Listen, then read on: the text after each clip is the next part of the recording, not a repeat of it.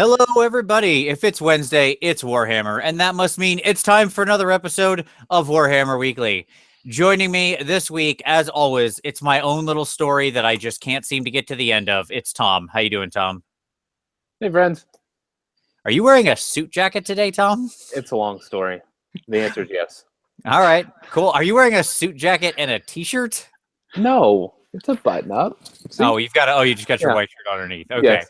Yes. I thought maybe you were let me move it down so you can see the collar. There, is that a little bit better? Better, yeah, that's better. I thought maybe you're. Well, I appreciate you dressing up for us, Tom. That's rather nice. You're welcome. This is my professional getup. Absolutely. Also joining us this week, again from the UK. It's going to be our weeks of UK shows. We're very glad to finally have him on. It's Mr. Steve Foote. How you doing, Steve? I'm very good. Yeah, thank you for having me on. It is an absolute pleasure to have you on, sir. We're glad we could finally make this happen. We've been trying to get it arranged for a while, so I was glad we got this date set. And I am excited because today we are going to talk about something that I think, Steve, you know a little about, and that's some narrative gaming. We're going to talk about it at kind of all levels and all ways. Steve is part of the Neo tagged people on Twitter, which is not, as you might initially think, fans of the 1999 Matrix film. No, has nothing to do with that. But you can be a fan as well. Sure, it's not precluded. Yeah. But would you explain what that is real quick, just so people understand? What's come together is a group of organizers that are putting on, we call them events, not tournaments, that are narrative based. So we are narrative event organizers. Yeah. There you go. It's just that easy. And I think it's rather nice that you call them events, because NATO doesn't really work as well if you call them. So it's good. It's good. It worked out better for the acronym there. That's nice. All right, but as always, let's start off with the news before we jump into that. So, Tom, what do we got? There's some stuff this week, buddy.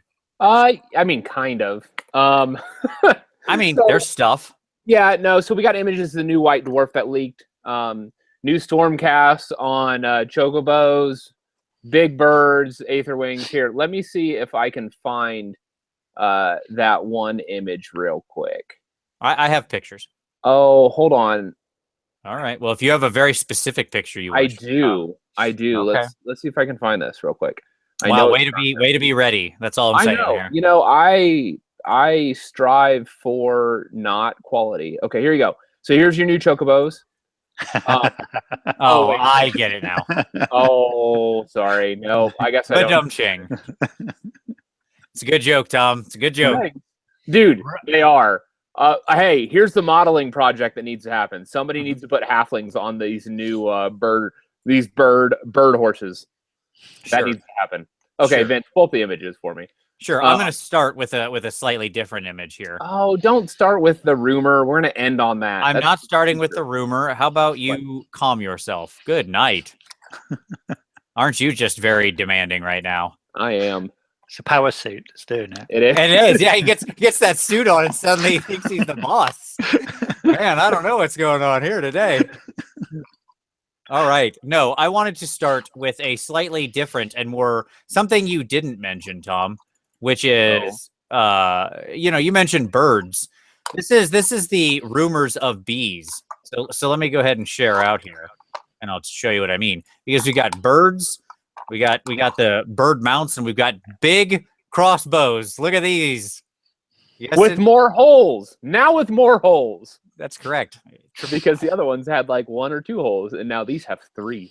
Yep. That's how you know they're good. So these are big arbalests. Arbalests, I think. Let's go with that. Yeah, so clearly they're going to be in a little 3-pack, and my guess is this is the closest that we're going to get our Stormcast artillery, right? These guys are just running around with bolt throwers, basically. I have nothing. Look, I have no problem with this whatsoever, because here's the thing. Like, I don't love how these look. I don't hate how these look. They just are what they are. I don't care about them as far as that. Like, nothing about this kit makes me want to buy it. But these dudes are big, crazy superhumans, right? They're all filled with the power of Sigmar. So yeah, like, look, you and I played Rifts plenty of times over the years, and we all played strong characters that carry machine guns that are supposed to go on tanks.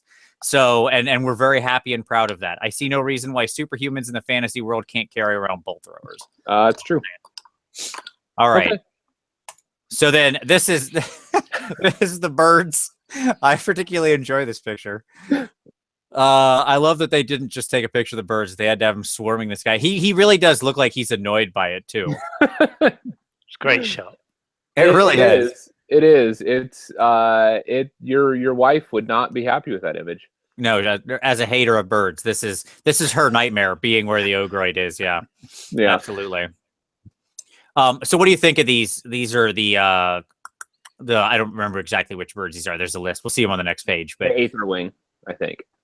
I'm not sure which one it is. There's two different bird-like things. But Steve, what do you think of the bird flock here? Because clearly we're going to get a flock of these in the box, right? Yeah, I think they look great. I think they're just continuing the story we've seen already. They're obviously part of the legend that the Stormcast use. So yeah, and in the same way that we've got the packs of Griffhounds now, that you're getting these these little skirmishers, these little blockers, these little units that perhaps can go and grab objectives last turn. They're not huge points, but you've got to deal with them. Just another dynamic for the Stormcast, I think. I agree. Thinking about how these things are, I love them in the scope of the story. Like, I love these bird allies. I think animals and stuff like that are just fun to model and play with and paint. And, as part of your army, it makes it feel more, I don't know, something about it makes it feel more fantastical when you've got, animals running around with the troops and stuff. But I think beyond that, exactly, if they're a nice, cheap unit, got some chaff, got some easy, quick grabbers, very high mobility for the Stormcast, it's good.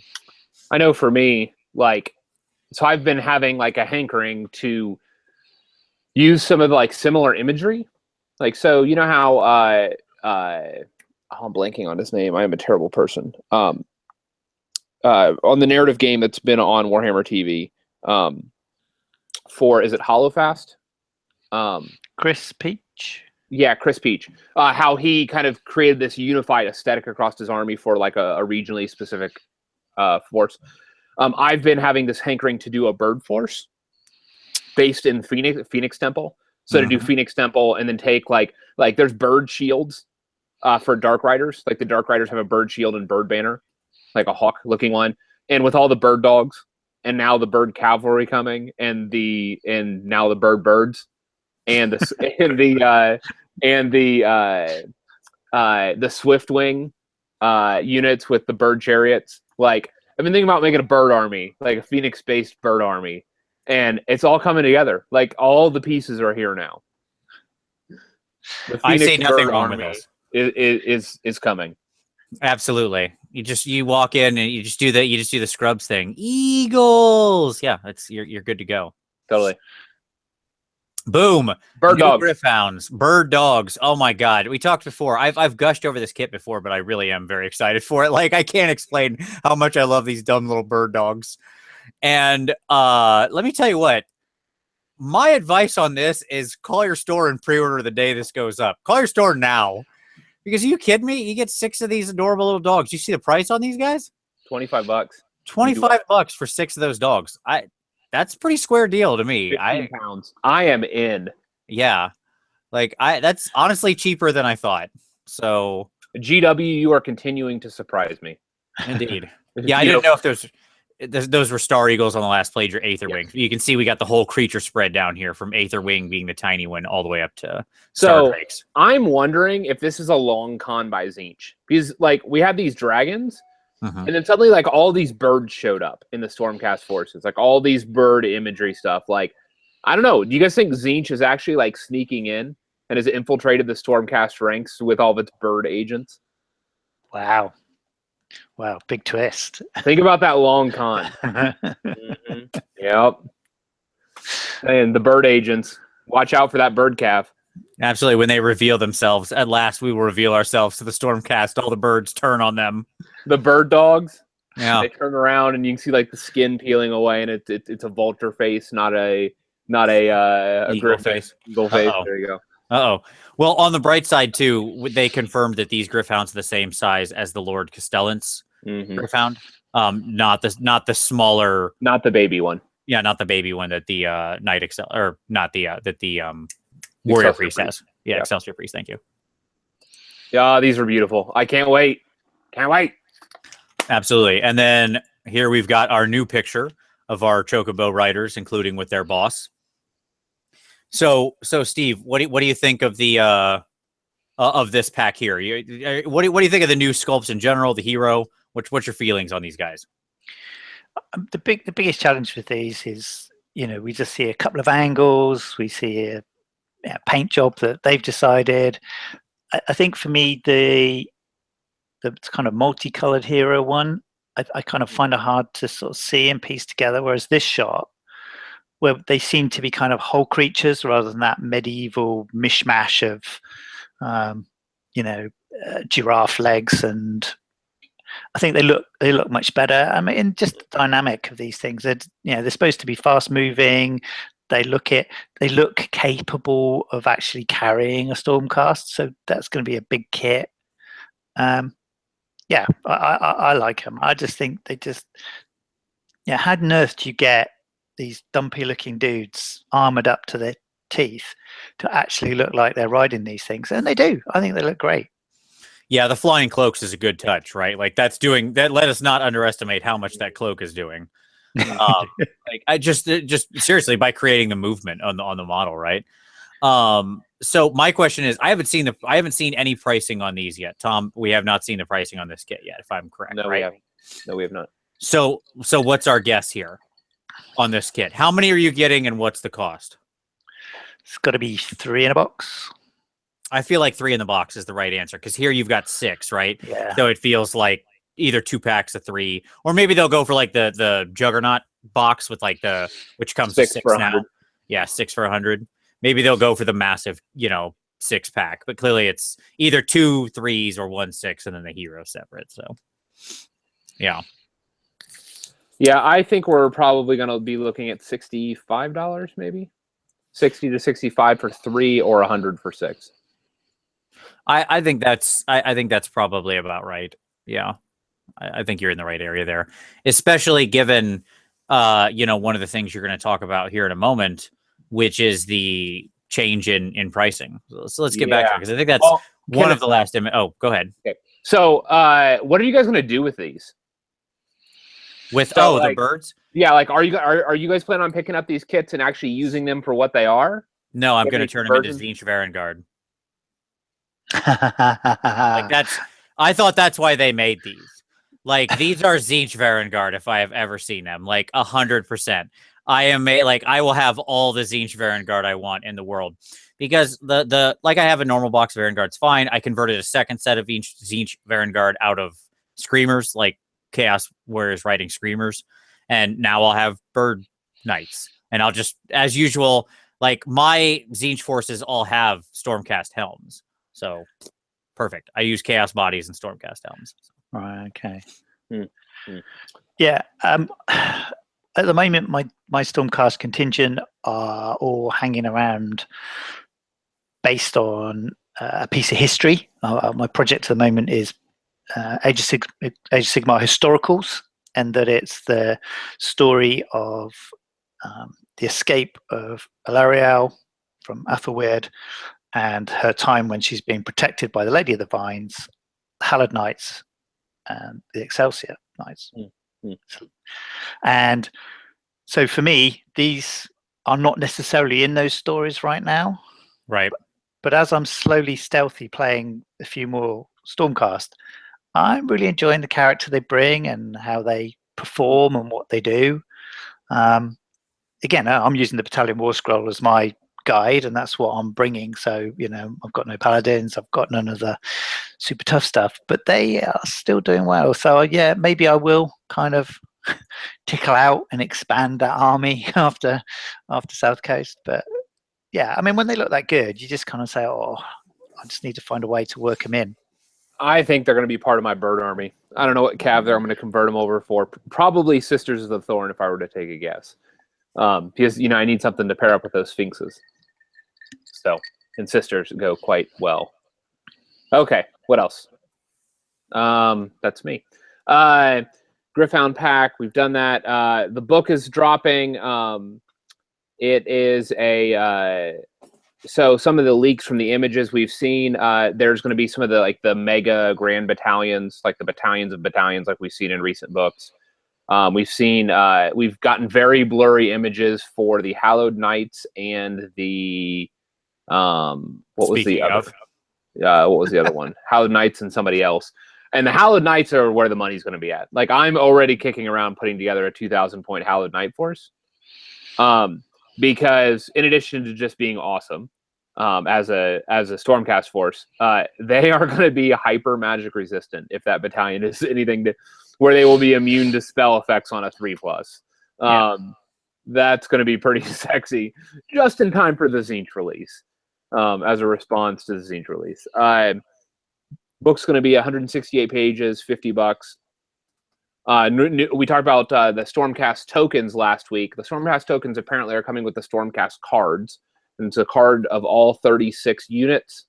And with these tokens for each of the Stormcast units, and it's going to clock in at $25. I'm guessing it is a limited run, and if it's anything like other prior limited runs, you better buy it when it goes on pre-order, because it will not exist otherwise. Yeah.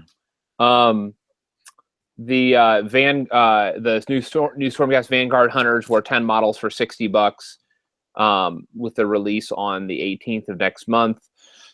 It looks like it is February now, Tom. It is February. Sorry. Get lost sometimes. It also we're having a rebox. Some people had raised the curious case of the Liberators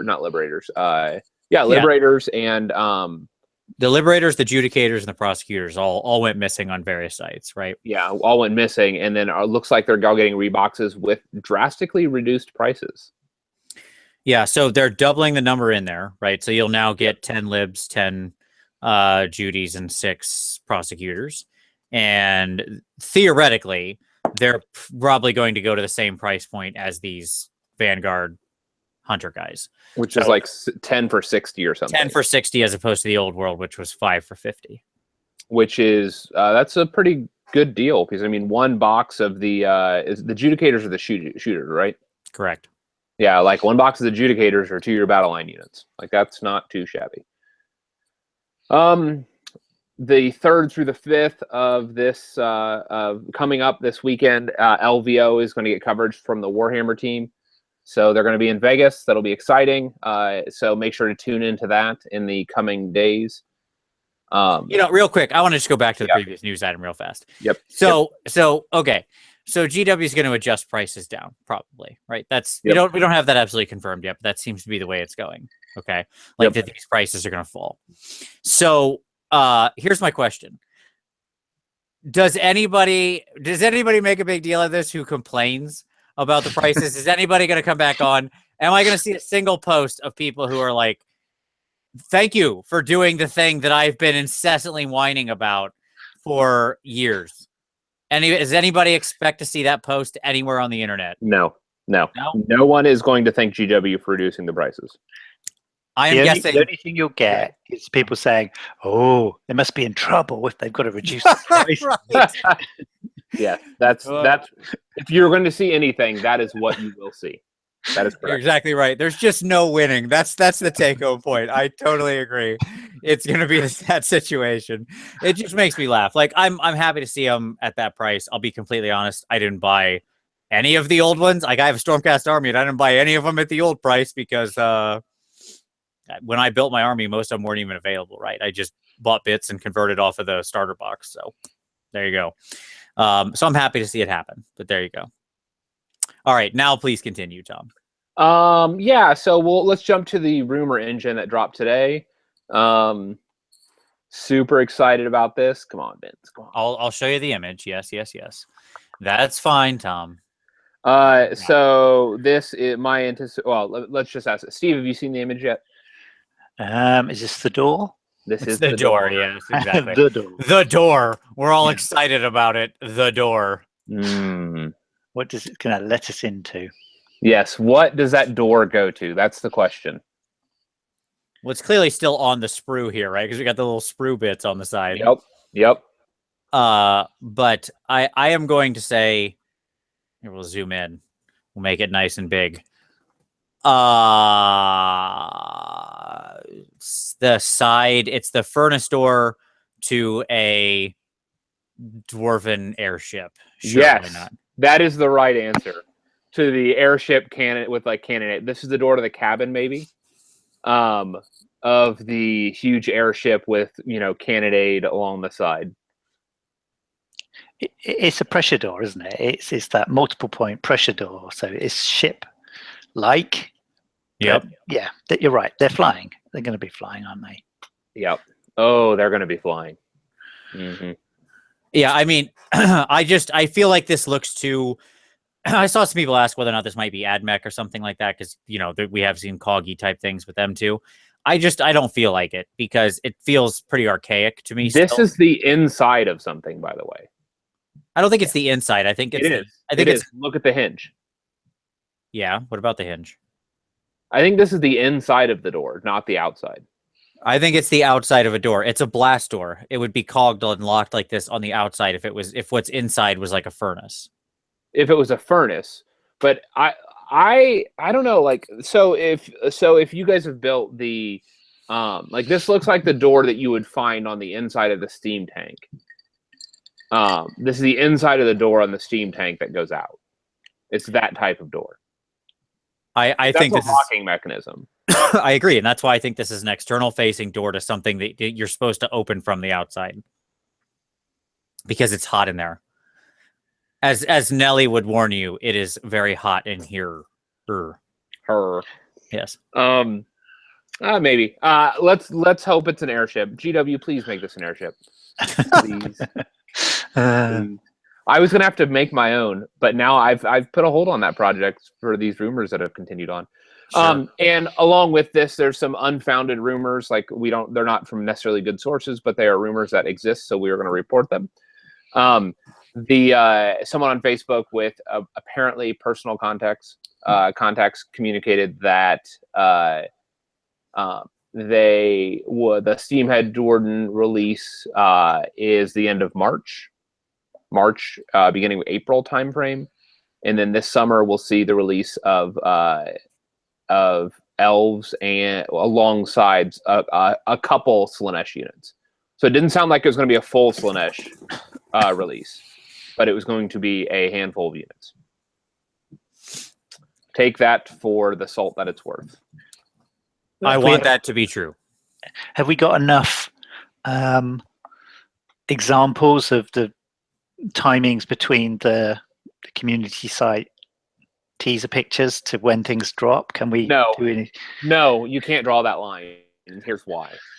Because the first teaser image we ever received has still not showed up yet. It was the dwarven one, which was also a dwarven metallic boiler plate with screws thing. Yeah, and then like some of them you saw later, they've ended up revealing the actual thing like the next week. Yeah, like 1 week later. Yeah. It makes me wonder. So this whole Stormcast release seems to have come out of nowhere, or it feels like it kind of came out of nowhere. Like nobody saw, like this is Spanish Inquisition. Like nobody saw this happening. Mm-hmm. And it just makes me wonder if. Well, hold on, pause on that. We predicted a release focused on this kind of narrative, which is what this is filling. I just didn't think it was going to be Stormcast. But that's true. Sure, continue. It makes me wonder if the dwarf release got pushed back. It's entirely possible. They've said before, like we've known before from things that have been said that they have a rolling production schedule, and generally when things get into the final state, they'll have like the next 2 or 3 releases kind of all in a final state where they could ship them and scoot them around. And so like we know that is a possibility. There's only so much wiggle room in that because there's the the lineup to getting something into production is a very, very long, arduous trek. But we know once it gets to final ready state that they do tend to hold, so they can play and move things in weeks based on sort of where they think it needs to fall. Well, the reason why I bring that up, and this may be too big of a change for them to actually have pulled off, been able to pull off, but it makes me wonder because,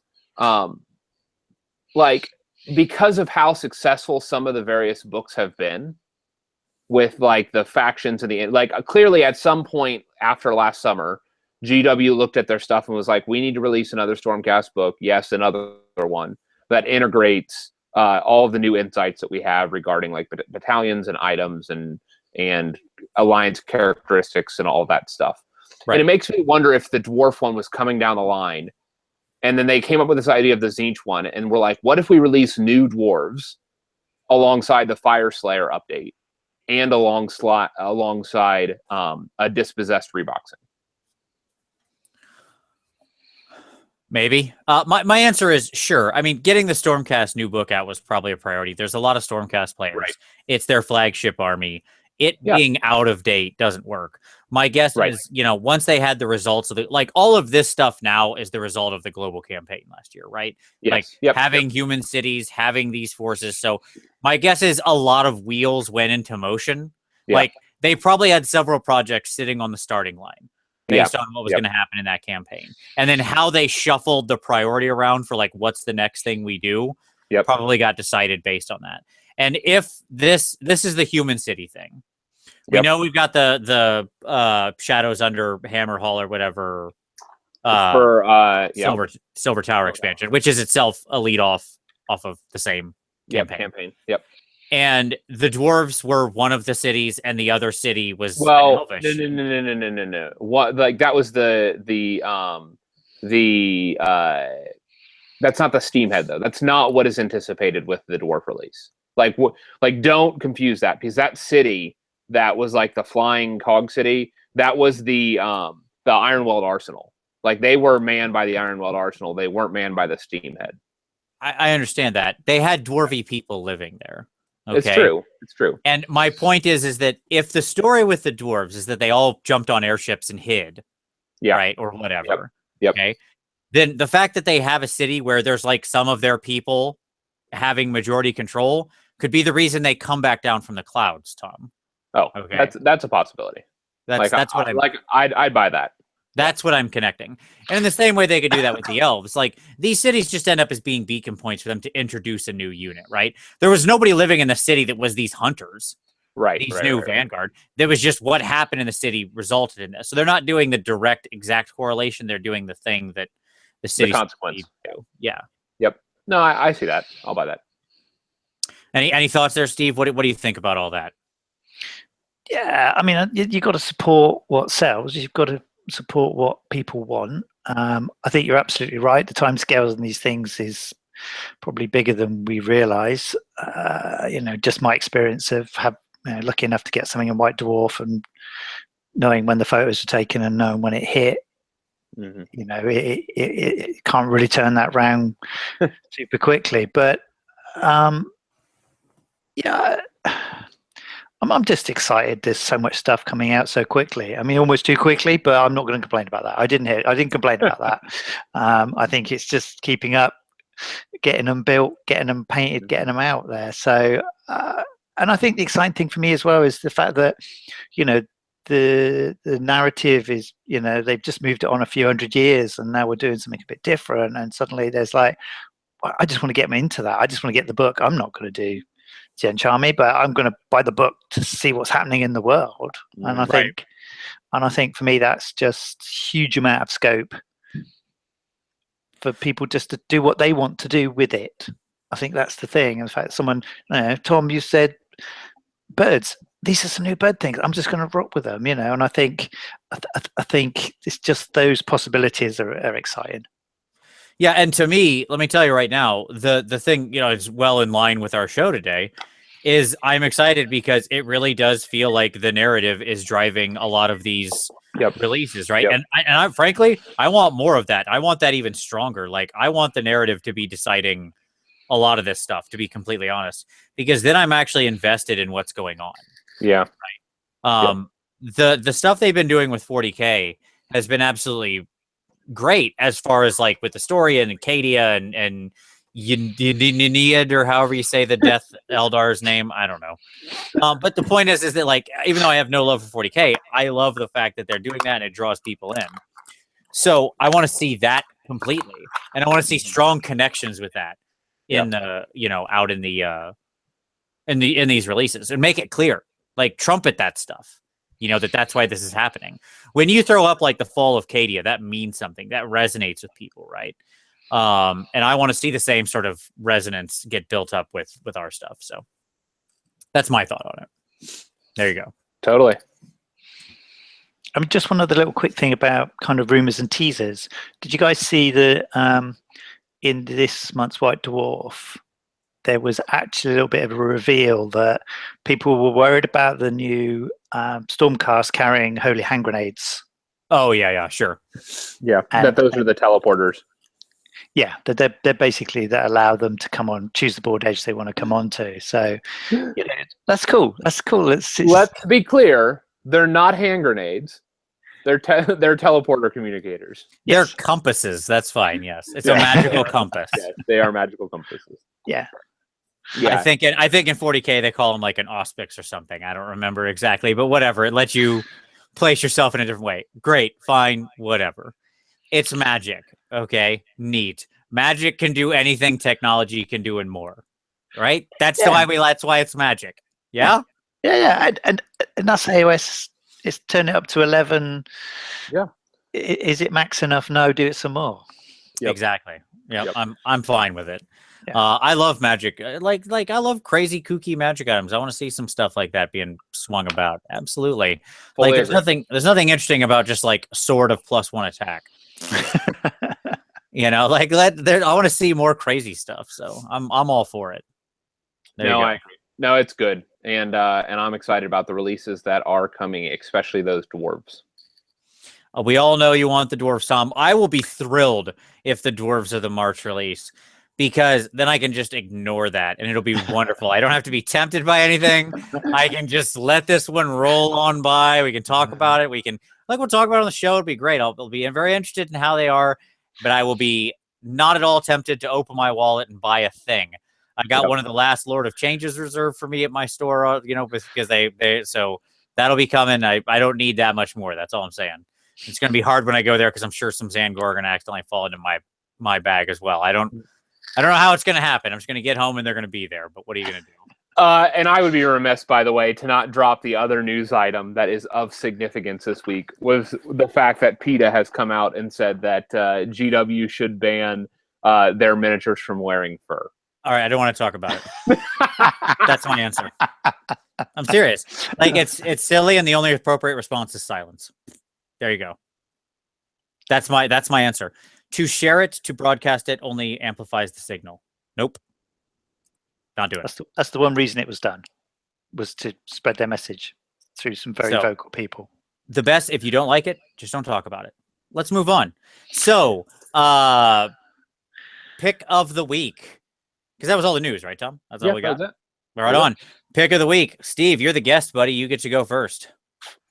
So this is someone who I've been following for a while. And I think the best way to understand what they do is through their YouTube channel. And this is an outfit called battleboards.co.uk. But again, just battleboards through YouTube, you'll find them.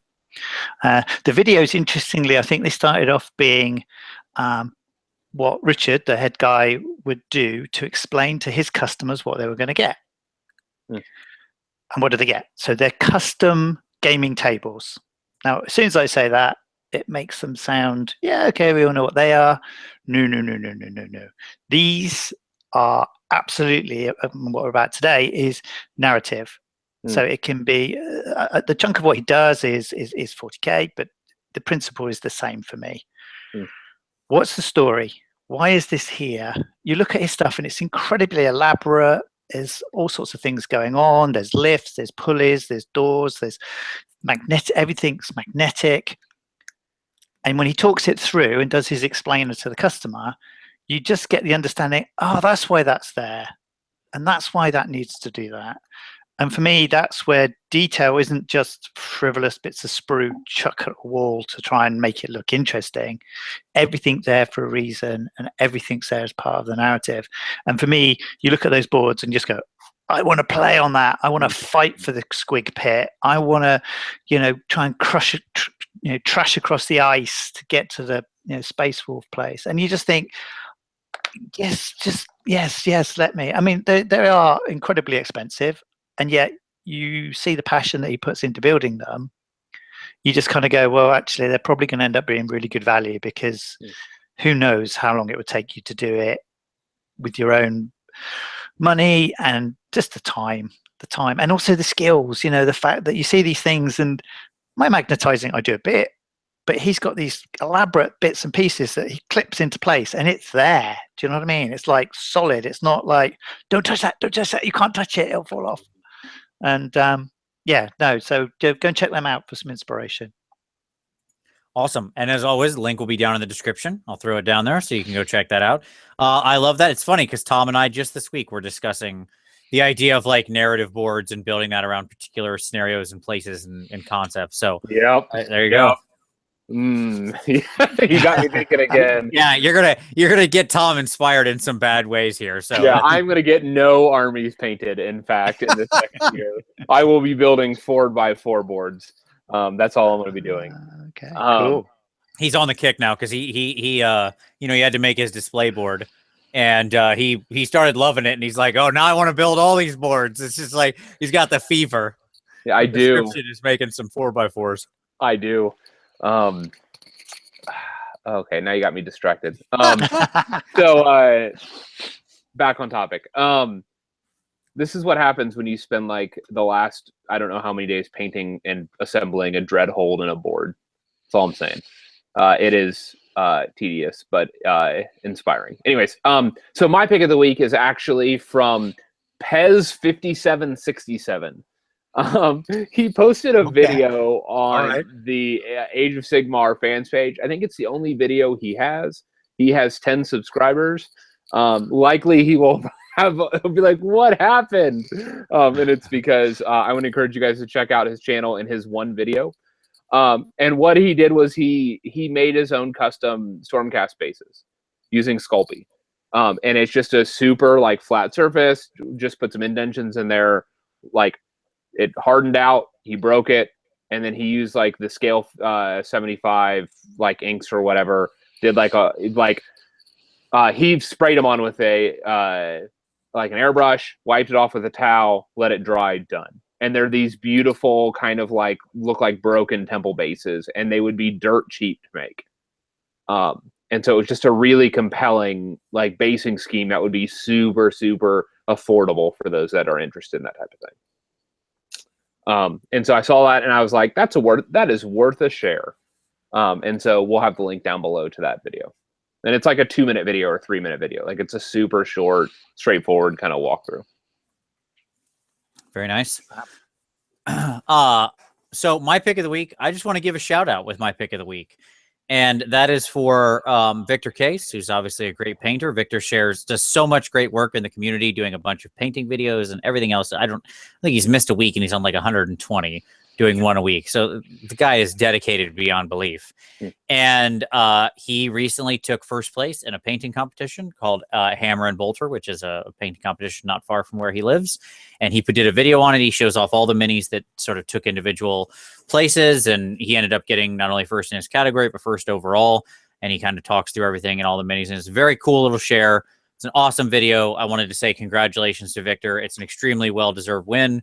And I'll link the video down below. You can go watch him, give him a shout, tell him congratulations. It's super awesome. And there's a great picture of him like holding the sword or whatever he won for winning the competition with his son. So it's pretty great. So congratulations, Victor. There you go. That's my pick. All right. All of those linked down below as soon as the show is over. All right. So let's turn to some hobby time. So Steve, what have you been working on, buddy? What should I be working on, or what am I actually working on? I'll take either or both. Okay. So I'm preparing my army for South Coast GT, which is ticket sales lasted all of a minute yesterday and sold 200 and sold out. So I'm hoping that I'm in. I was there with the refresh button.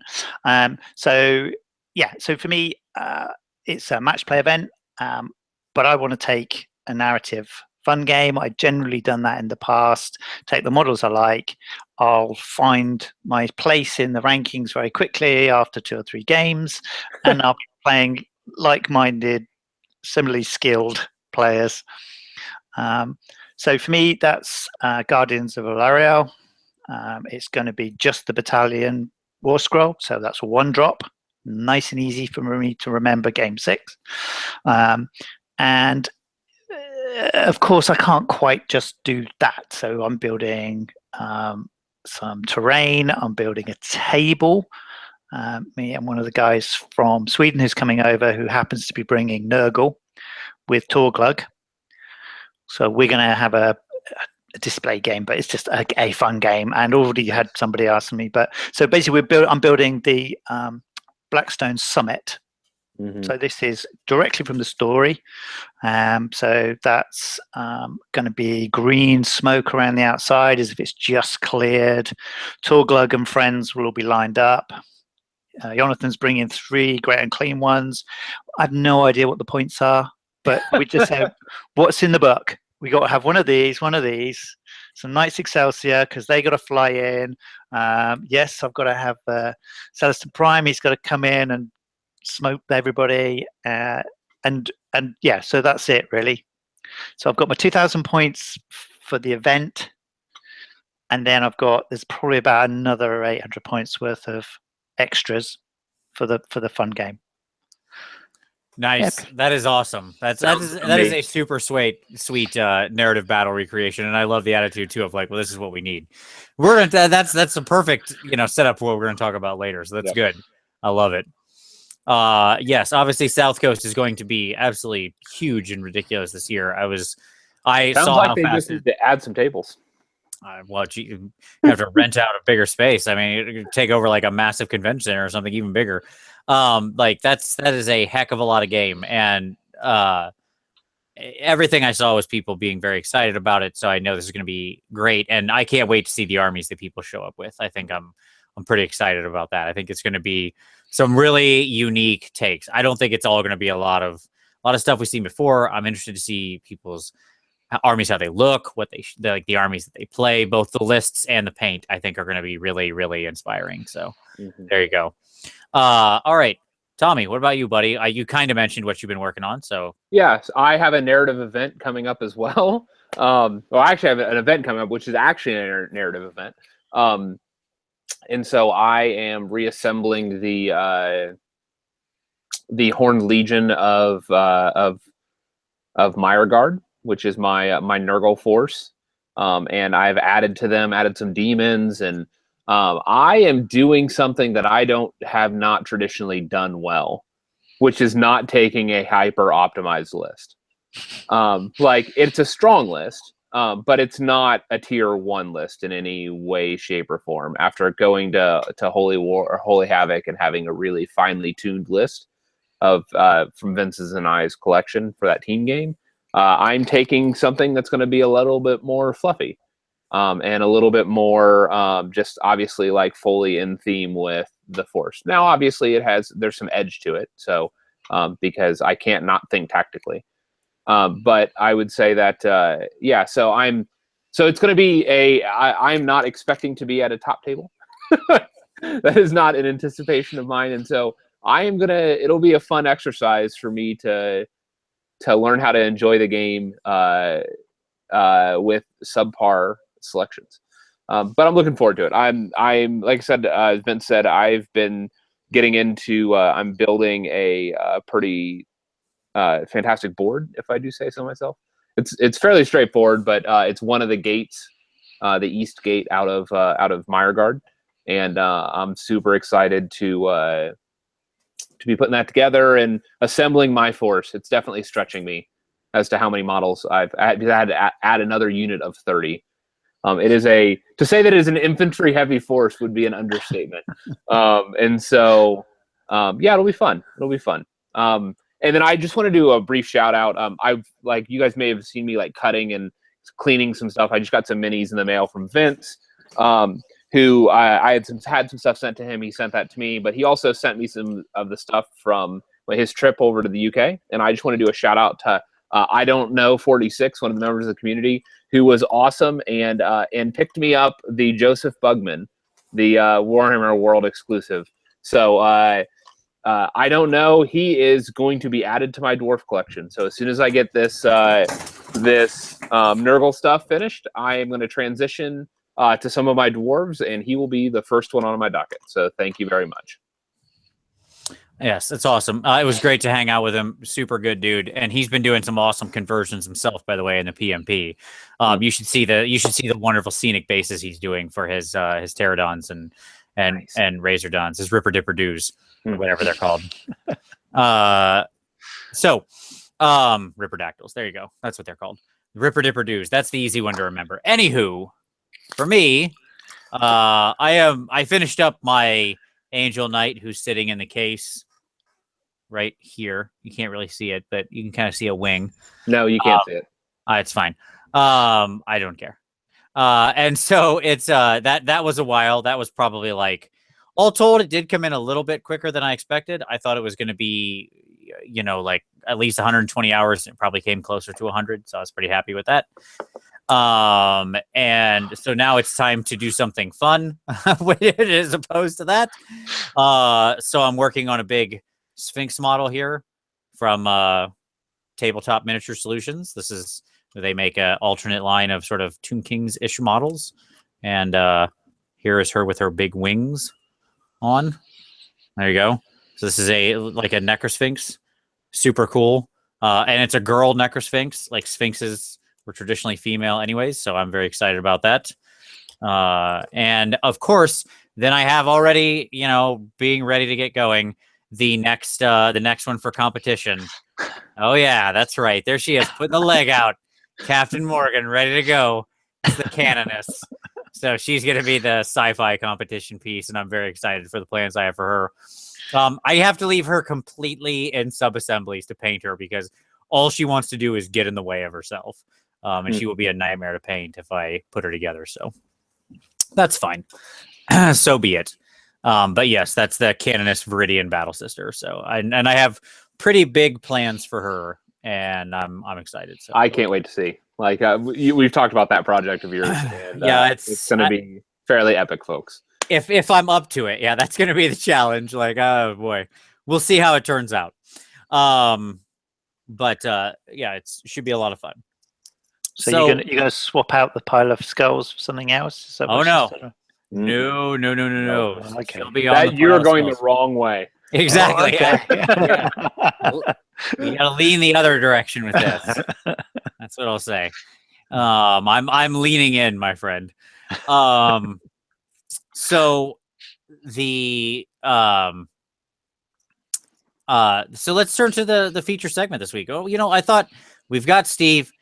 Steve loves narrative gaming, and I wanted to talk about it because this has actually been something that before I knew for sure we were going to have Steve and this is going to be our topic.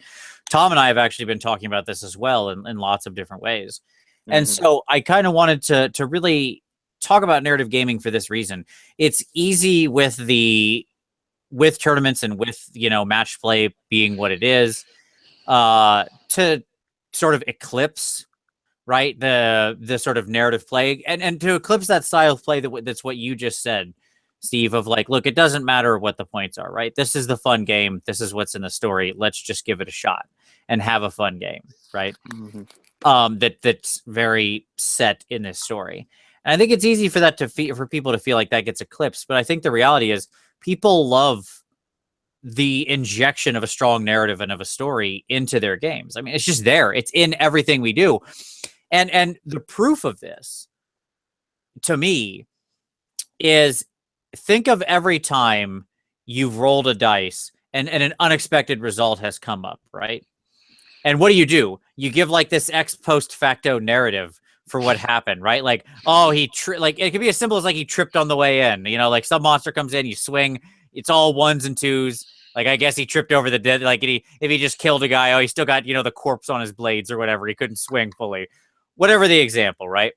We all tell those stories in little moments. But what I want to focus on is bringing that ex post facto storytelling right up to the top. Because I think we all do that. I think that's just part of the way we play this game. but I think you can also set it at the higher level. So my first question for you, Steve, and I'm going to let you kick this off here, is how do you define a narrative game? Like, what is narrative gaming to you, I guess, is what I would say. I think you really hit the nail on the head right from the beginning, because actually the world we're playing these games in is all story. Mm-hmm. You know, why are they fighting these other dudes? Why are they here? Why do they have armor? Why do they have tentacles? There is story behind it all. And I think for me, the challenge has always been is how do you make that story unfold on the table? Mm-hmm. And I think for me,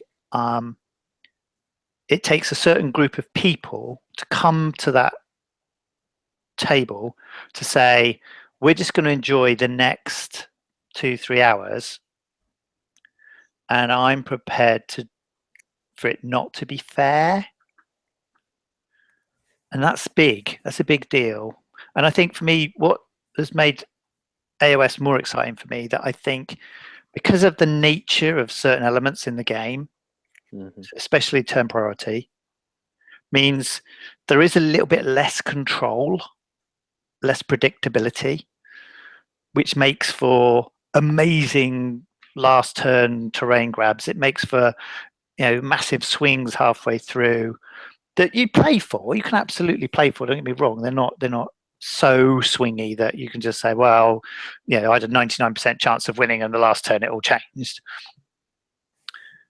So I think for me, what defines a narrative game? A narrative game is where the winner is the story, the outcome is secondary.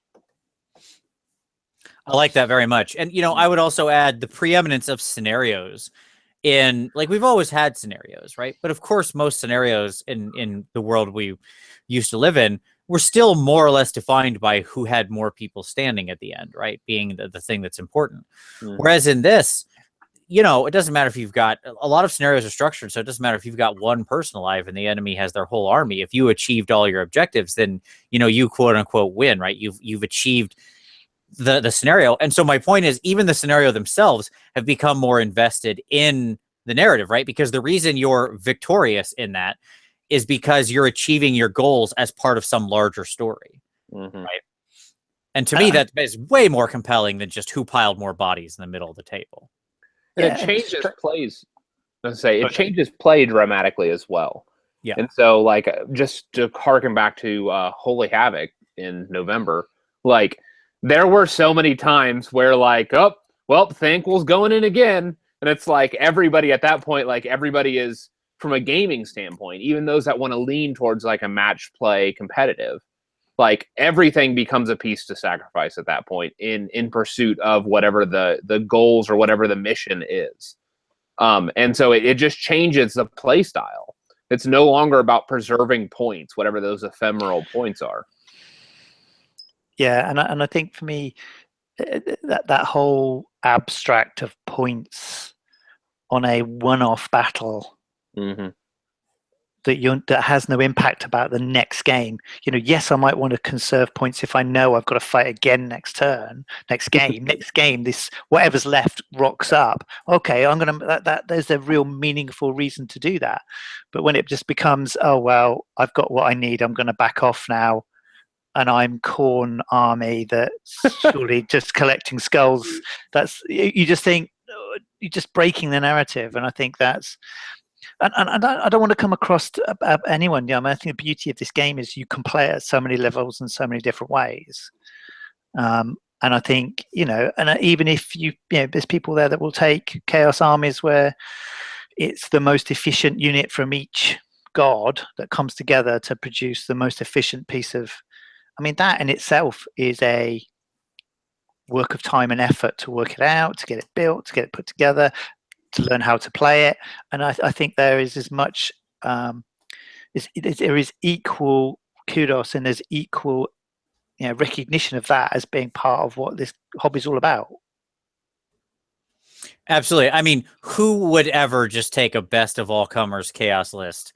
I mean, you'd have to be a real a-hole and or just myself and Tom. Now that being said, as Kenny, which is what happened at Yes. at Holy Havoc. Now, as Kenny pointed out in the chat, that I want to say real quick, it came to game 5, right? So like in our game 4, we had failed. It was Archaon versus Archaon, and we had failed to kill the other Archaon after I had swore that I would kill him. Now his was more wounded, mine was untouched, but nonetheless we had failed. And so when it came to game 5, there was a thing where you could put a model in a prison, and you couldn't use that model at all until you freed him from the prison. Like they had captured one of your models. And obviously Archaon's kind of a linchpin to an Archaon army because of the way he works. He triggers all of the command abilities on the table. Right. And I was like, nope, Archaon's in the prison. He is a failure. In he goes. So we stuck him in the prison and had to rescue Archaon. I was like, what else would get all of these hosts of chaos up, right? Rather than to rescue Archaon. And it was we Iron Man that last match. Absolutely. It was super fun. It didn't show up in the points. You know, there was no consideration of that when we got placed second. But needless to say, we still like it was good. And yes, it was narratively appropriate. Thank you, Kenny. Absolutely. And by the way, so Rob made a comment of he can't believe that Vince went whack, like win at all costs. You can blame Tom for that 100%. Okay, it was a doubles tournament. Yes, thank you very much. I accept full responsibility for our list. It was my fault, in fact. There you go. But I mean, I think for me, the fact that you could see how to create story from it, right? I mean, I think the hardest thing, and I get this. I mean, I do loads. I've done a lot of role playing. I've done a bit of live role playing. So for me, walking into a situation and saying, right, well, what's the story so far? Why are we here? Well, I've actually been role playing with this character for 2 years. You know, I know what he's going to do now. I know how he's going to approach this. So I think for people that are just used to having 2,000 points in a box and turning up and deploying 12 inches in, you're going to be breaking the mold a bit there. And I think for me, it's about kicking it off right from the beginning, that, you know, just to kind of forget that. You've got to try and bring these things to life, and I think that's quite hard. And I think that's one of the things that the Neo group, a little, it's not little anymore, but the WhatsApp group, we're just trying to share ways of helping people to understand what it means to have a narrative game and how to structure it, not how to write missions and points particularly. And points is one of the big things, you know. By bringing points, you then add value to a unit that then you see it beyond what it stands for. You just see its monetary value and it becomes a statistic. But again, we're taking away a lot of these building blocks of what people consider the game. And then people look at it and go, well, what do I do? What do I do? And I think that's what the challenge for narrative play is. So, you know, I think that's right. I don't think it's not like there's a conflict here. And to be very clear, it's not like we're saying, oh, you know, whack players are bad, or people who are playing a hardcore match player who do love showing up with their 2,000 points in a box and deploying and having it be a test of skill. Awesome. Fantastic. Super fun. And that's what you said is the key. And I love that they kept all of this and said, play the way you want in the GHB. Yes, please. More of that. There's a statement in like the behavioral psychology around education, which is find your own modality. Basically, it means kids should learn in the way that's best for them, because all kids learn in different ways. And it's the same thing here to me, right? Find your own modality and what you enjoy in the game. If you and your opponent are both having fun in the way you're playing the game, you're not playing the game wrong. Like that is the end. That is the sole judgment, a value judgment. There is nothing else to lever on there. And that sort of leads me to my question, which is for you, Steve, which is, what do you think is the ultimate value? Like, so for people who might not do as much narrative gaming, what to you is the actual value of doing a more narrative focused game, of maybe having purposeful unbalancing, right? That can happen sometimes to the narratives. As you said, what's the value of having the story win as opposed to one of the two people at the table necessarily winning? It's a great question. The value for me is it's the fact that actually we've put all the time and effort into making the tables and making the models, and we've kind of created this scene, if you like, or it's one of the GW ones, but I've used it for a long time. Is the whole idea that this is a movie, and how do we expect this movie to entertain us over the next 2 or 3 hours? So I think for me, just to be able to play the game in a different way, and just to see actually in an exciting way, the models still do what they should do. So you've got this last stand hero that actually you've kitted him out. You haven't rolled for it randomly on the table for his traits and his artifacts. You've actually said, well, I know I've got half the amount of points as the other person I'm playing, so I'm going to make sure he can re-heal, and he's got a 6-up, extra save. I got to make him. I've got to keep him alive. I've got to, and suddenly you're already building that in there. It's not, I've got equal points, I'm just going to do my usual thing, deep strike those, bring those in there, do this. And I think for me to be able to come away, and also for someone that always wins, always loses, to have that experience of, well, of course I'm going to win something because I've got twice as much as you. But it's just how you win it, how you do it. How does that person suddenly play very differently in a defensive way? Or the fact that I'm going to start the game in the middle of the table, I have no idea where they're coming from. Well, my usual deployment's broken. I can't do that. I've got to think about something else. Mm-hmm. And I think it breaks up for me, perhaps what I found personally, which was kind of trying to play that top end tournament level, especially at 8th, which is where I was kind of getting a bit burnt out. Trying to play that formula all the time, just didn't make it exciting, didn't make me want to come out and play. Well, I think it's one of the interesting things that you hit on there right at the end that I completely agree with. It's you don't need to pick one of these settings all the time, right? Mm-hmm. It's not like you have to define yourself and join your camp and pick up your like butter side up or butter side down sign, right? You can use this as a way to explore different games intermittently. Like oftentimes what we do in my group is, especially around holidays, we have like holiday themed games where we make a narrative around that, right? So like at Halloween we play an undead game where it's like a zombie attack or something like that. It way tilts the advantage toward that, and we try to push like the horror elements of the game and stuff like that, right? So the person manning the death army or whatever, they've got a significant advantage. But who cares? That's what Halloween is supposed to be about, right? Being scared by the hordes of Walking Dead and that kind of thing.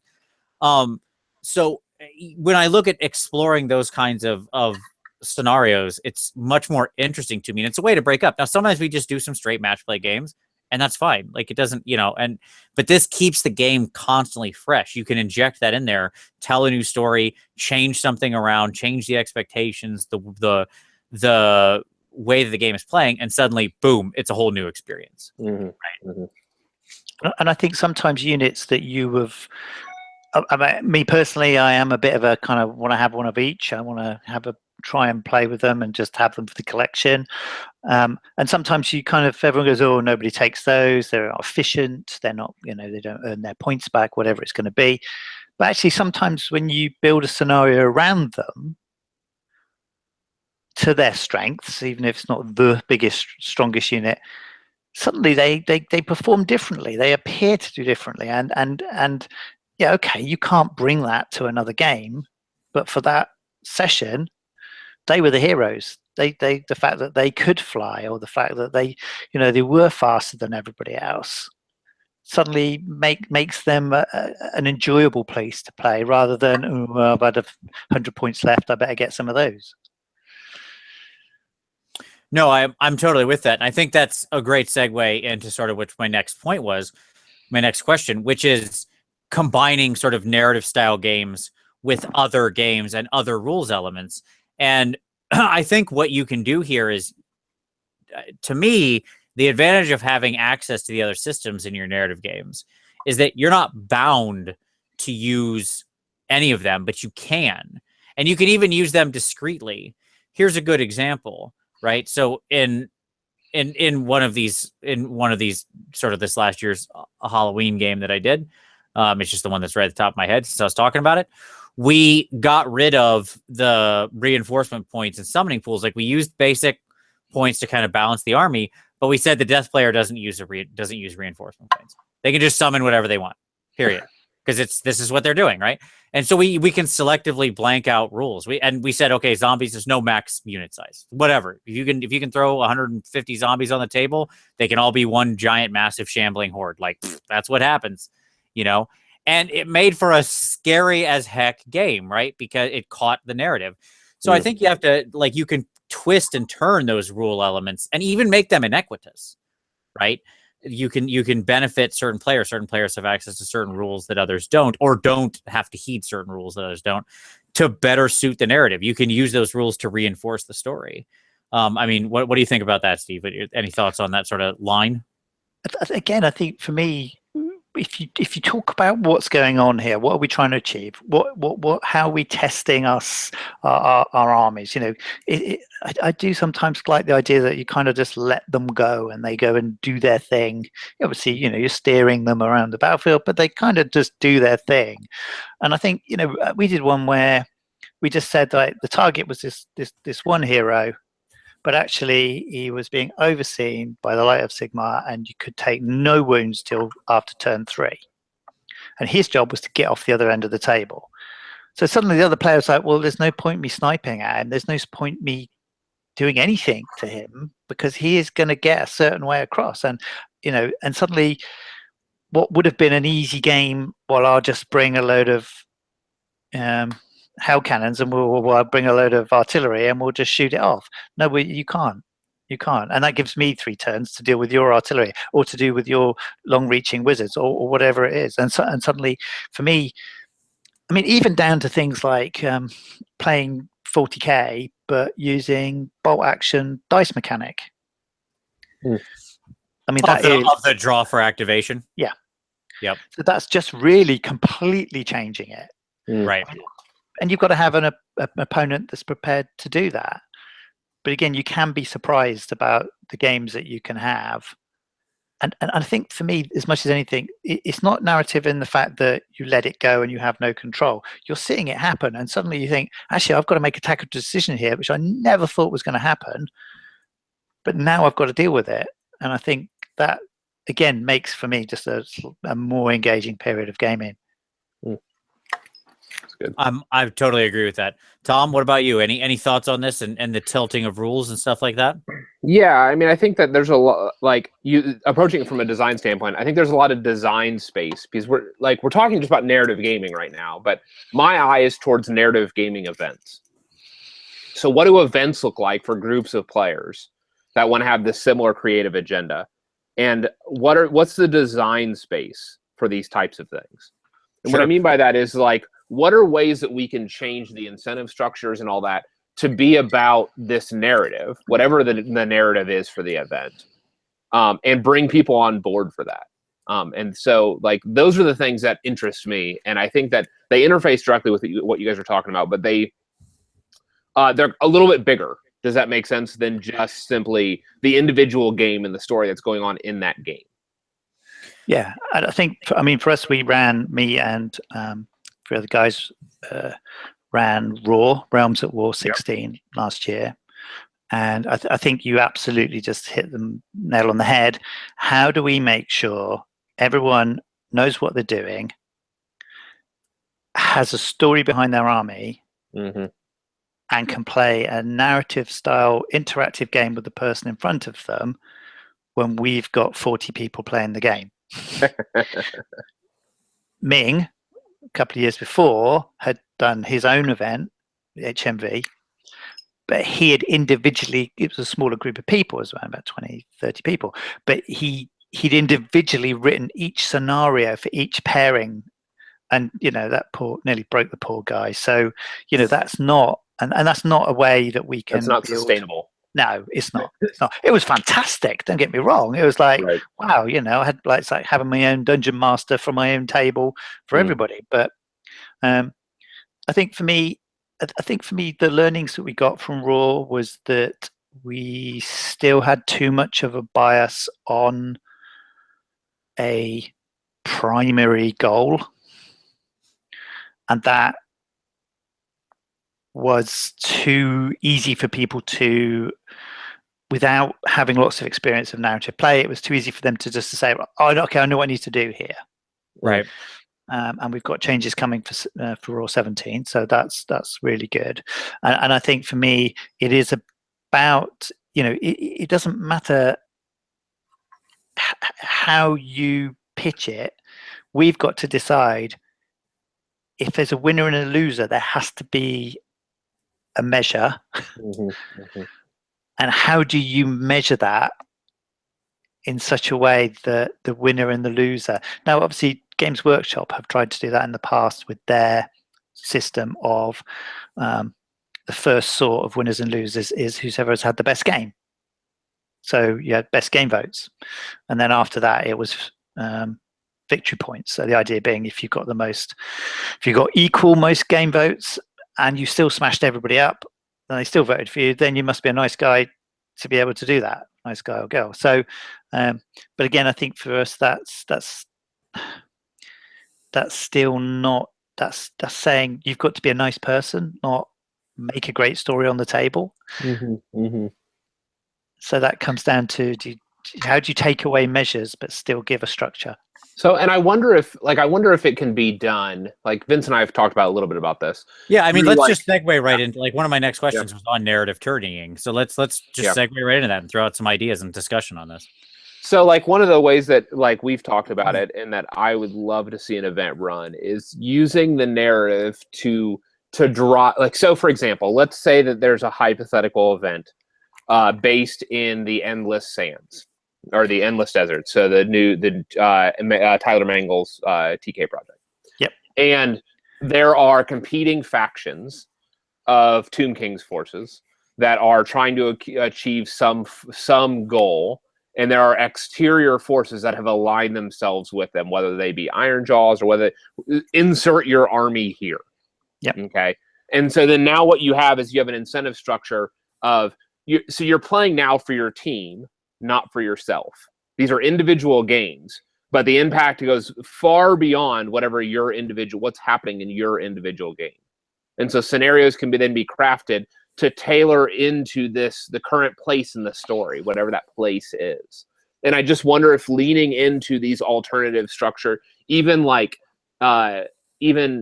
organizational structures of the events might do that. So whether that be sometime, maybe it's an event where, like, on one hand, you have sided with a larger faction, and so everybody in that faction is contributing to this victory, winning and losing.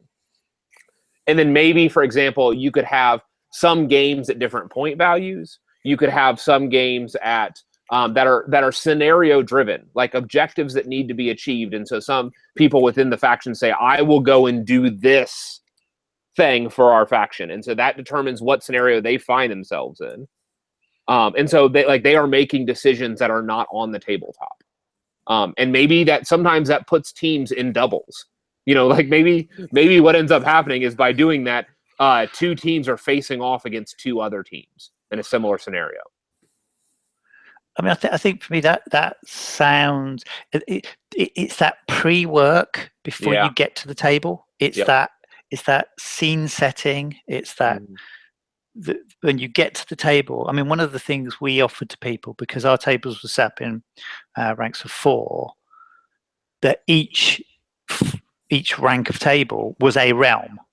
And if you looked at them, there were no defined board edges. They were slightly, because they were mats they were on, but terrain slipped over between the two. And we said to people, if there's a good guy on your side and you're a bad guy and you haven't got anything else to shoot at, pop a couple of shots across tables. And we had a few people that got it. Oh my God. I mean, that is That is literally. I just want to. This is total non sequitur. But when I played 40k, I played Imperial Guard, and I had basilisks in my army, which was a tank famously that had like a 10-foot range because its max range on that cannon was 120 inches. I used to dream about shooting other people's games, like because I had a 10-foot range, can hit whole other rows.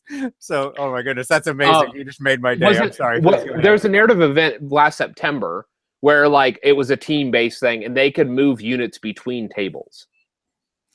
Oh, was that a Nova? Could they do that? Yeah, I think a Nova, where like you could send one of your units over to another table to provide aid. And like, man, is that compelling or what? Yeah, I mean, two players that came to Raw, they'd written their background stories, which we'd asked people to do if they wanted to do, and basically there was a grudge between the Stormcast player and the Chaos player. And the Stormcast player came to us quietly at the beginning and said, because I'm grudging him, and because my Stormcasts are in the Celestial Realm, can they actually come down on his table to try and capture this character? And we went, yep, that's fine.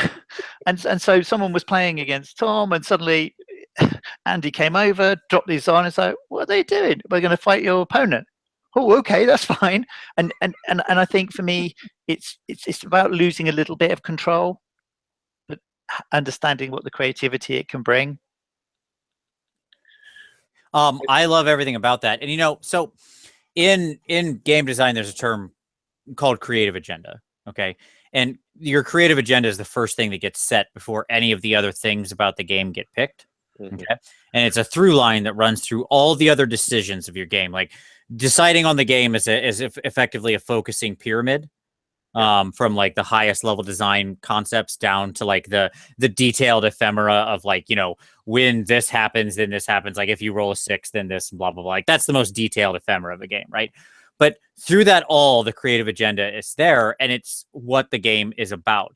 And to me, that is the setting of that creative agenda, saying, yeah, these kinds of things can happen, right? You have to set that creative agenda, those expectations of the tournament, that the narrative, the story is what's going to be king here. And if it encourages fun and it encourages a more interesting story, and we're not going to just screw people over, obviously, but if it's in line with the story and fun and everybody's playing along, then yeah, some crazy things are going to happen because that's how the story wins. Right.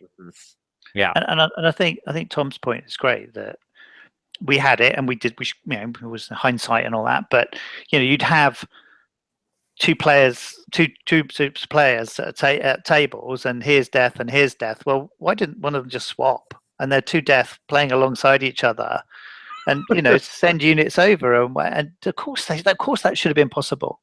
I think one of the challenges we had with Raw, and it's some learning that we had, and we had some really brilliant feedback on. We were just looking to make sure we understand what worked and what didn't. Is our hope for giving people lots of opportunity to play in meant we ended up with our own custom time of war. We had the ability to go to a trading post. There was tables to roll on. There was your legend that leveled up. And actually, we probably overloaded people a little bit. Not for anyone who's done any sort of role playing, but for somebody who's normal, happy going to a tournament, and your record sheet is literally a little slip that's got who won, who lost, victory points, what table you're on. Suddenly they've got a pack which has got sheets in it, and it's got sheets we add as you play. And I think with some streamlining and some that clearer goal setting, that clearer, bigger picture, I think we can do that job of setting it up. But again, I think we need to show through example, and we need to show through narrative the fact that somebody sits down with 1,000 points and the other person says, I'm going to bring 2,000, and because on your side of the table is a massive castle. Are you going to sit in the castle, or are we going to fight around it? Well, if we were here, I wouldn't fight around the castle. I'd be in the castle. Right. Okay. Well, let the table decide what's going on here, not 12 inches in. So, but that breaks so many boundaries for people. We just need to help them understand that, or, why wouldn't I be in the middle, or why wouldn't I start on the sides because I'm, or my army's sea-based and water-based, and there's a river that goes down the middle. Well, I'll just come out of the river. Yeah, of course you'll just come out of the river. So yeah, that's the challenge, I think, and that's also the opportunity, and that gives, if people can come to it and just say, right, okay, well, can I do this? Well, is it fun? Does it make sense? Yeah, there's an element of being outside of your comfort zone here, right? And it is a bit scary, but like if you mentioned like people who are used to role playing, like the best role playing, I've been a role player longer than I've been a war gamer. And the best role playing scenarios I have are always when I'm pushed outside my comfort zone, right? It's those conflicts with other players, or those moments of like deep emotion with other players, other characters, where things actually matter at that moment. It sort of raises above just like dice and I'm a fighter and whatever, right? That's what you're aiming at. And I think it's the same exact thing is true, right? When you're kind of outside your comfort zone and in that moment and really feeling the experience of what your army is supposed to be experiencing, and asking those cool questions of, can I do this because it makes sense in the story? That's when you're in the heart of the sort of narrative, right? That's what it feels like to me. So I think you have to set yourself up and realize, hey, you're probably not going to be comfortable at every moment, but overall, you're going to have a tremendous amount of fun if you open yourself up to the experience. By the way, I saw the question in the comments. I just want to answer it. What I was talking about with Creative Agenda, if you want to know more about that, it's Ron Edwards who made it. Go check out like the big model. Just Google the big model, Ron Edwards. You'll find the right thing. Okay, there you go. Anyways. So, as we're coming down to the end here, I want to maybe circle back to something that was at the beginning, which is, let's talk about if people want to build their own narrative forces. Because Steve, you've built many a narrative force throughout time. You're working on some Sylvaneth models right now, off and on, I believe, right? That are heartbreakingly good, to be completely honest. By the way, if you're not following Steve on Twitter, you're doing yourself a disservice. You go, I'll put his Twitter down there, follow him. You should see, do you want to explain what you did with one of your recent like branch witches, or the like one of your, that model? Yeah, no. So again, in the past, I've ended up building narratives and stories behind my armies that perhaps move them a little bit away, or they focus in on a little bit of the story, but they always kind of have my touch to them, whether that's the crocodiles of Sobek, or whether it's the Mayan influences on my lizard men from 8th that I did. For this one, I said, right, I'm just going to live the story, because we've got so much rich stuff. There's the book, obviously there's a campaign book, we've got all the beautiful models painted, you've got all the reference points there. And when it came down to it, it was Lady of the Vines. So Lady of the Vines is at the center of the formation. She's the center of the story. She's carrying the seed pod of Alariel.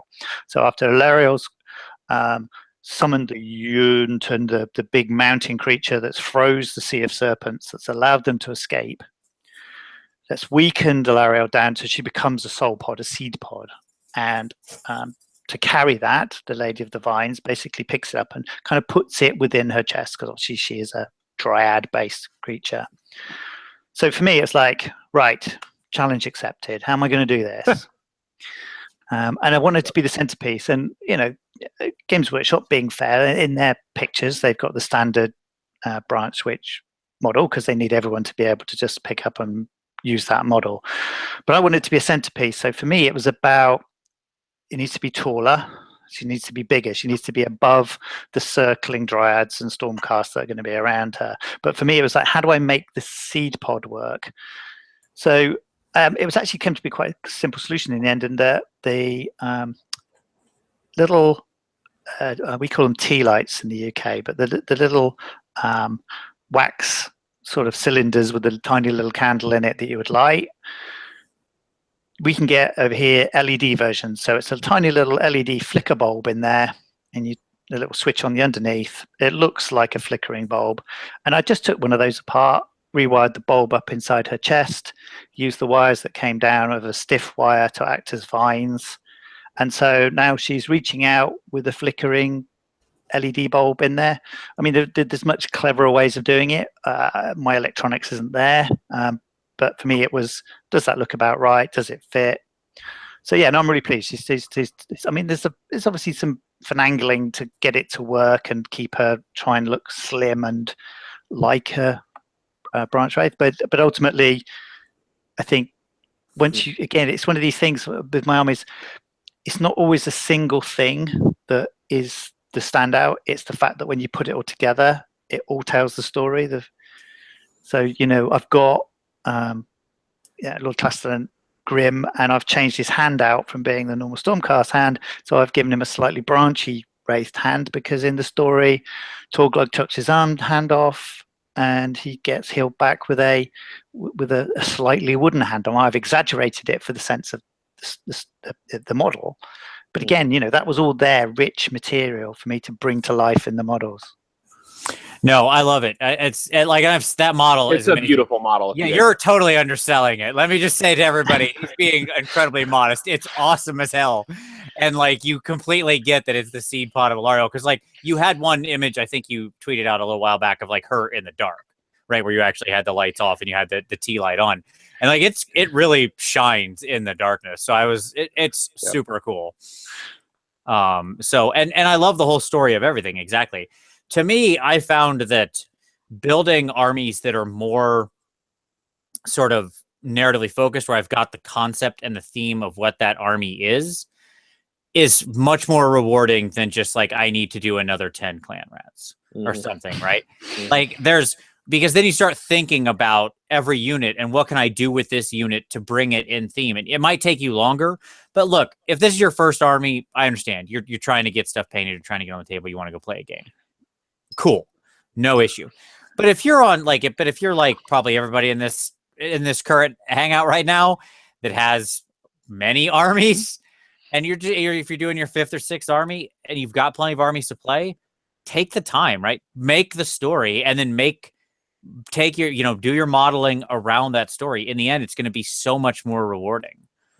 Right. And you're going to have a more unique force. I mean, that's the entire, right now we're doing a community army building project called the Budget of Sigmar. This is the second time we've done this. This is the Budget of Sigmar 2. And everybody's doing fully converted armies. Like, everything has to be converted. And some of the stories and stuff that people have come up with are amazing.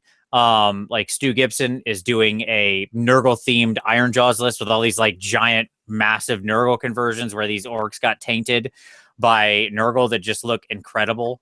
There's a guy doing a wonderful like sea sailing empire, like Jacob Crivello, who's doing this incredible like sea-based sort of free people's list. So like his swordsmen are all wearing like the dark elf corsair cloaks and stuff, and up on these like rocks with the waves crashing against the sea or against the seawall. It's so much more rewarding, because I look at it and I'm enchanted by the model. I want to know about the story of it, right? It draws you in. So yeah, 100%. I'm completely down with that. So Tom, what I don't want to shortcut you, because certainly you just mentioned your bird army earlier, but like, you know, and obviously you're being flippant with just talking about a bird army. What you really want is to resurrect like the resurrected Phoenix host, right? Yes, yeah. That's the compelling narrative that's drawing you in.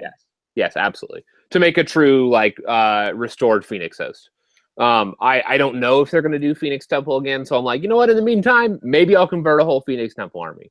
We'll see. I don't know. I like, for me, I'm committed to seeing out at least for another month the my Horned Legion, which is like the consistent theme of basically every unit is horns. Like, all of them have horns everywhere, and that's what they are. And I, that's for those that saw my my Chaos Furies that I tweeted out, the little Nurgling Chaos Furies, like, they're part of that Legion that like, and so like, I want to keep building this because I want to know more about, like, I have these awesome, I have a bunch of bits that I had won off eBay a long time ago, which it's like what's the not Mournfang, the ogre chariot with the cannon, the lead belcher. Is it the lead belcher with the big horn? Yeah. I got a bunch of those bits, and like, I want to make all of my Gore Beast chariots using those big horns with the Gore Beasts inside and stuff like that. And so like, I have all of these ideas.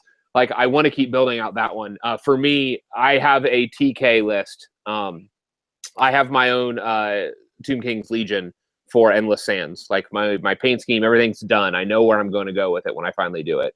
And I've talked to Tyler about it and stuff like that, and I'm super stoked with carving out a little piece of that world with some of my legions. And like I said, I have an elf army that's happening. I have my my Spider Fang host, which is the I'm blanking on the name now. You asked me too quickly. What was it? No, how do I forget my own legion? That's the problem here. Is that I just have a lot of ongoing projects. It's You have too many projects. That's true. Anyways, so yeah, so I have a bunch of different, and like I have the blog on TGA where I've posted all of this stuff.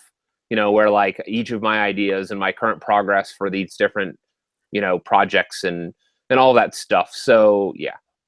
By the way, were you referencing the cannon or the guys with cannons? The cannon itself. Oh yeah, Iron Blaster. Sorry, I thought you were referencing the Iron Blaster. Yeah, I'm sorry. It's my Venom Tongue Spider Fang Tribe of the Whistle. There you go. Good job. Yes. There you go. All right. So anyways, yeah. Lots of projects. Steve, how close? Let me ask you this question. One, how close are you to being happy with your Hollow Knights, to your Sylvaneth Stormcast Alliance? Where do you feel like you're at with it? Do you know what? I've kind of got to the point where I'm going to have to just sit on my hands, because you see opportunities and you go, no, they're not in the story. You can't do that. So I'm going to build it. I'm going to play it. I'm going to play on the display board I've made. I'm going to have lots of fun with it. And then I might let it lead me elsewhere. Because at the moment, I've not got, because this is all pre-Alarielle becoming the goddess of war. I haven't got any of the new shiny. Right, sure. Because they've not been brought. So there's all that to do. You know what I mean? There's all that opportunities. So yeah, I'm definitely going to get them done. I've still got the Sky Oak that I want to take as well. Stalled on the Waterfall, but that's me just not being brave and getting the drill to it. But I will. I've got spare material. I can make another one, but it's one of those things that if I drill it, it isn't gonna. Yeah, sure. Yeah. Yep. So, but yeah, no, and I think for me,